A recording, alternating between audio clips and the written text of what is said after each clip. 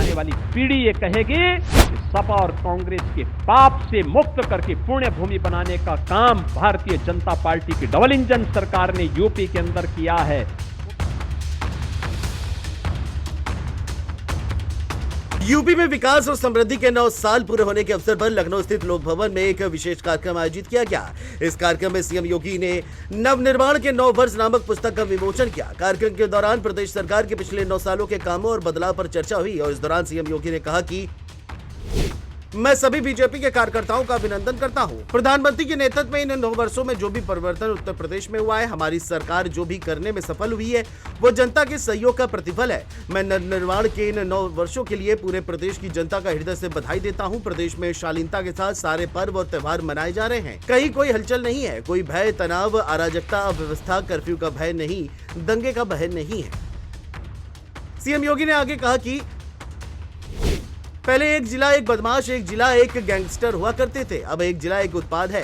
हमने प्रदेश को फिरकों में बांट कर नहीं देखा, हमने जातीय चश्मे से नहीं देखा, हमने क्षेत्रीय चश्मे से नहीं देखा। हमारे लिए जो उत्तर प्रदेश की 25 करोड़ जनता ही परिवार थी और परिवार भाव के साथ उसकी समृद्धि के लिए सरकार ने कदम उठाए।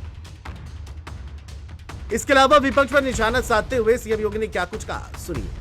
आने वाली पीढ़ी ये कहेगी कि सपा और कांग्रेस के पाप से मुक्त करके पुण्य भूमि बनाने का काम भारतीय जनता पार्टी की डबल इंजन सरकार ने यूपी के अंदर किया है। उत्तर प्रदेश को उसकी पहचान दिलाई है और उस पहचान पर हम सब गौरव की अनुभूति करते हैं। और इसीलिए तो पंकज जी जो कह रहे थे, हमारे प्रदेश अध्यक्ष जी, उन्होंने कहा ना कि जब इससे पहले एक सांसद के रूप में हम कनॉट प्लेस में जाते थे, देश के अंदर किसी अन्य राज्य में जाते थे, लोग पूछते थे कहां से हैं, हम बोलते थे यूपी से, तो लोग पीछे हटते थे। और आज जब जाते हैं, कहीं भी आप जाइए देश में, दुनिया में, आप बोलेंगे कहां से हैं, वो पूछता है कहां से हैं, आप पूछेंगे यूपी से, तो सामने वाले के चेहरे पर एक नया तेज झलकता है। ऐसे लगता है जैसे वो आपको सिर आंखों पर बिठाने को तैयार है। बहनों और भाइयों, ये परिवर्तन तब आता है जब टीम वर्क के साथ एक सामूहिक प्रयास होता है। 25 करोड़ की जनता जब प्रधानमंत्री मोदी जी के नेतृत्व में एक स्वर में आगे बढ़ती है, एक स्वर में, उन्हीं के स्वर में स्वर मिलाकर के आगे बढ़ने का संकल्प लेती है, परिणाम आते हैं। उस परिणाम का साक्ष्य आज उत्तर प्रदेश बन रहा है। आज उत्तर प्रदेश सुरक्षा का, सुशासन का और समृद्धि का एक नया मॉडल बनने की दिशा में अग्रसर हुआ है। वहीं इस मौके पर केंद्रीय वित्त राज्य मंत्री और बीजेपी प्रदेश अध्यक्ष पंकज चौधरी ने कहा कि सनातन परंपरा में 9 अंक को विशेष महत्व प्राप्त है और जनता ने स्वार्थ की राजनीति को हटाकर सेवा भाव को चुनने का काम किया है।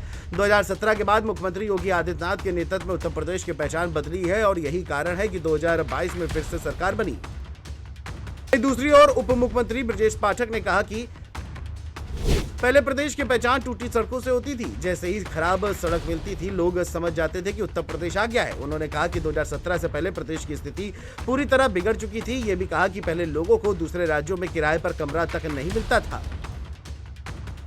लेकिन दूसरी ओर विपक्ष ने योगी के 9 साल पूरे होने पर जमकर निशाना साधा। सपा मुखिया अखिलेश यादव ने कहा कि भाजपा युवाओं के भविष्य के साथ खिलवाड़ कर रही है, नौजवानों के पास काम नहीं है। सपा अध्यक्ष ने आरोप लगाया कि स्वास्थ्य और शिक्षा व्यवस्था को बर्बाद कर दिया। सरकार के अंतिम साल में स्वास्थ्य मंत्री लाइन में लगकर छापा डालने का दिखावा कर रहे हैं। गरीबों को दवा इलाज नहीं मिल रहा है। जनता 2027 में भाजपा से मुक्ति के लिए तैयार है।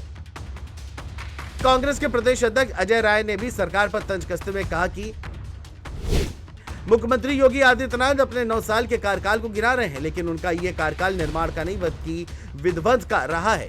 ये सरकार बार बार काशी का विकास की चर्चा करती है, जबकि सच ये है कि इसने काशी की सांस्कृतिक विरासत की हत्या की है। बहरहाल अब देखना यह होगा कि यूपी की जनता योगी के कार्यकाल के भरोसे हैट्रिक दिलवाती है या फिर विपक्षियों के सियासी समीकरण पर भरोसा करती है। ये तो आने वाला वक्त ही बताएगा, लेकिन उससे पहले सूबे की राजनीति की सियासी तपिश हाई देखने को मिल रही है। Desk report, JNT news.